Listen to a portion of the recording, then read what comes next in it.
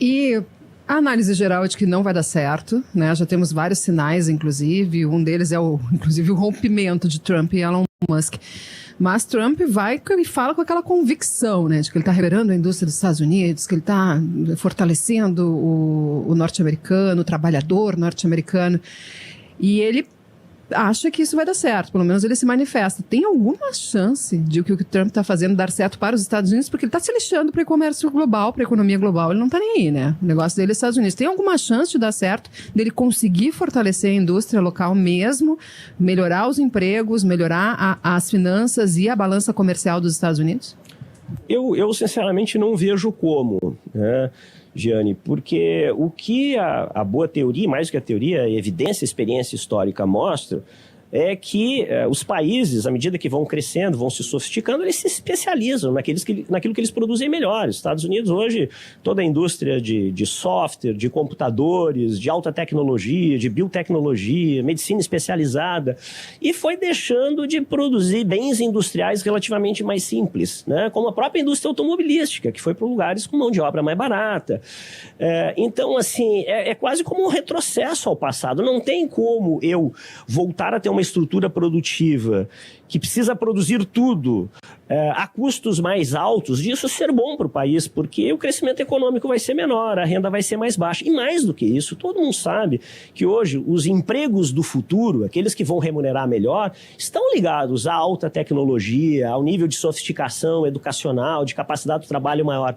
Então, querer recuperar uma indústria antiga de forma ineficiente nos Estados Unidos, eu não vejo como isso possa melhorar em termos de geração de renda, de empregos melhores para os próprios americanos. Eu estava conversando ontem com um brasileiro que mora nos Estados Unidos e trouxe exatamente essa percepção que eles não entenderam que ia acontecer tudo isso e que quando se deram conta, viram que há um problema também. Por isso que tem uma série de protestos acontecendo. Ele me relatou demissões em massa em algumas empresas menores especialmente, porque, por exemplo, tem uma remessa já comprada da China que ainda não chegou aos Estados Unidos.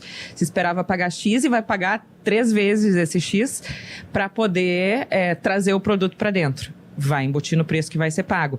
Então, é algo que tem um limite, será, do Trump diante da repercussão ruim lá dentro? Porque o discurso era, queremos trazer mais empresas, mais empregos, forçar que elas venham para cá. E está acontecendo o contrário. Eu acho que o limite, em parte, já começou a ser dado, né?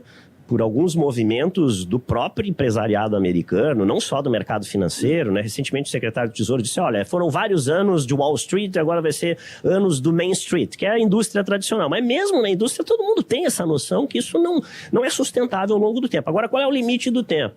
Talvez o limite seja um limite custoso demais para o mundo, que é esperar, a inflação aumentar nos Estados Unidos, não vem o emprego. É claro que isso vai bater, como acho que já está batendo um pouco na popularidade do Trump. Mas os Estados Unidos têm essa característica. O presidente, no início do seu mandato, ele tem muita força, né? Ele trabalha muito com as chamadas executive orders. Então, é uma coisa que a gente não entende muito aqui no Brasil, porque aqui no Brasil teria uma série de outras limitações para ele fazer isso. Mas lá ele pode. Então, o estrago potencial no curto prazo é muito grande. Qual que é o limite? Eu acho que a própria popularidade dele ao longo do tempo. Bom, tu sempre falas, Aode, sobre a necessidade de o Brasil aumentar a produtividade, e agora a gente volta a esse tema, até porque estamos aqui, né, num ambiente em que se discute muito produtividade. Nós não temos conseguido isso, infelizmente, nos últimos anos, e o Rio Grande do Sul começou agora já a enfrentar problema de falta de mão de obra. Como é que nós vamos sair dessa encrenca? Rosane, este é o tema do Brasil e é o tema do Rio Grande do Sul, né? Ao longo do tempo, quando a gente olha 10 anos à frente, 20, 30 anos, só tem uma coisa que faz uma economia crescer mais, gerar mais renda, mais empregos. É aumento de produtividade. O Brasil, desde a década de 80, tem por diferentes contas, uma produtividade estagnada, principalmente a produtividade da mão de obra. Isso tem vários fatores. Claro que tem o ambiente econômico, legislação, sistema de impostos, mas é muito também qualidade da educação, qualidade da mão de obra. E o Brasil agora tem um agravante, que é o fato que ele não é mais um país tão jovem, ele está envelhecendo. E o que nós tínhamos antes, que era o chamado bônus demográfico, que era muita gente a mais entrando no mercado de trabalho todos os anos, porque a população era jovem, isto compensava essa estagnação da produtividade, né? A produtividade individual era baixa, mas tinha muito mais gente no mercado de trabalho, isso compensava. Agora nós vamos para o lado oposto da curva. Nós vamos ter menos pessoas entrando no mercado de trabalho e mais pessoas ficando com idade fora do mercado de trabalho. Então, aquelas que estarão no mercado de trabalho vão ter que ser mais produtivas. Não só as pessoas, as empresas, as organizações. Então, a única saída para o Brasil é investir nos fatores que aumentam a produtividade. Melhoria de infraestrutura, abertura comercial, né? Mais competição, com custos mais baixos, sistema tributário melhor, sistema legal melhor. Tudo isso é um combo. Mas não tem como deixar o tema de melhoria de qualidade de educação em massa. Se nós não fizermos isso, nós vamos ficar de fora de uma nova onda de crescimento global no momento que nós mais vamos precisar, porque nós vamos ter menos gente trabalhando proporcionalmente no mercado de trabalho brasileiro por conta da demografia, por conta que nós estamos envelhecendo. Voltando aqui à situação dos Estados Unidos, eu acabei de receber a atualização do BI, né, dos dados, do monitoramento de dados de comércio exterior que a Federação das Indústrias do Rio Grande do Sul faz. E os Estados Unidos, pelo segundo mês, principal destino das exportações. Tradicionalmente é China, né? Estados Unidos ficam em segundo, mas agora segundo mês com os Estados Unidos como principal destino. As empresas aqui vão precisar tomar decisões em breve. Eu tenho conversado, elas têm deixado ali para o segundo semestre, mas assim, eu falo em julho, né? Julho a gente vai decidir o que vai fazer, mas já estão traçando cenários. E a UGS também integrante de empresas, de conselhos e faz parte, né, do processo de tomada de decisão. Qual é a tua indicação para as empresas que exportam para lá? O que elas fazem? Elas levam sua produção para lá, uma parte delas, se preparam para isso, que é o que Trump está querendo, buscam outros mercados, vai depender de cada caso. Tem um norte para o empresário, principalmente o pequeno empreendedor, porque não é só o grande que exporta para lá, não, né? Tem pequeno e médio empreendedor daqui de Porto Alegre, do interior do estado, que precisa desse mercado. Giane, eu acho que de um lado tem a palavra cautela, né? Como eu já disse, eu estou em diferentes conselhos de segmentos bem diferentes, regiões diferentes do Brasil, mas cada caso é um caso também, né?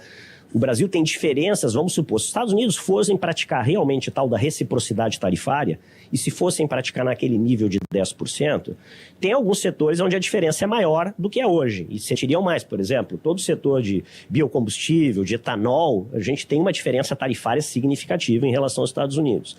Então tem que olhar caso a caso.